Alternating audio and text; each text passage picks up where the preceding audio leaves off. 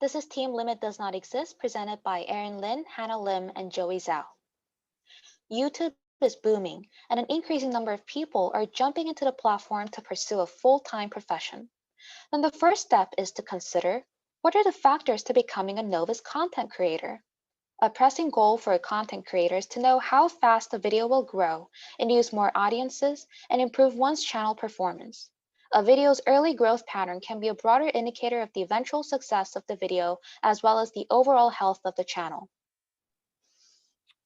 In this project, we aim to predict the percentage change in views on the video between the 2nd and 6 hours since its publishing, and our goal is to generate the lowest prediction error.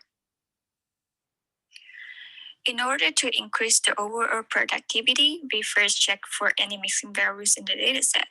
Then we utilize the published date and binary columns to construct additional predictors corresponding to the existing features to improve the data quality. After removing highly correlated predictors with a correlation coefficient greater than 0.8, we split our dataset into training and test data to keep in check of our performance. After data pre-processing, we were left with a total of 182 predictors. We fit loss or regression, boosting, bagging, and random forest models to compare the performance metrics and found out that bagging and random forest outperformed the other two models. After trying different subsets of important predictors, random forest using 33 predictors performed better than the bagging method.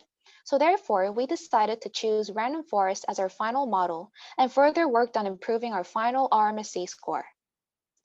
The plot on the right side is the features we chose to be in our final model. We not only tested different values of thresholds, but also tuned to get the optimal M-try and entry values of 12 and 1000 respectively, meaning it randomly sampled 12 predictors at each node under a sufficiently large amount of trees. So to summarize, we initially performed random forest after removing highly correlated variables, and random model again with the final selected predictors with the optimal values of the arguments, and got the lowest RMSE of 1.412 from R. We applied our final model to the test data. We not only beat all of the benchmarks, but also placed first in the competition. Our final model yielded the score of 1.35764 and 1.37819 from the Kaggle public and private leaderboards. Adding the remaining test data caused a slight RMS change, but we consider these two scores to be similar. This is because random forest method with enough important predictors and sufficiently large values of trees limits overfitting as it stabilizes the out of the error. We believe that there are several reasons for the successful outcome. Not only we have the ability to choose the right choice of the model, select important and necessary features, and remove highly correlated predictors, but also we were able to be creative and add additional features into our dataset.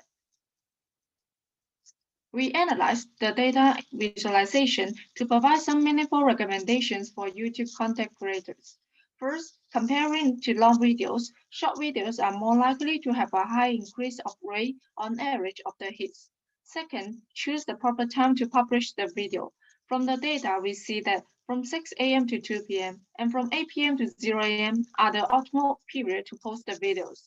Besides, do not make the title too simple. Last but not least, producing high resolution of image can also increase the hits. Thank you. We will now open the floor for questions.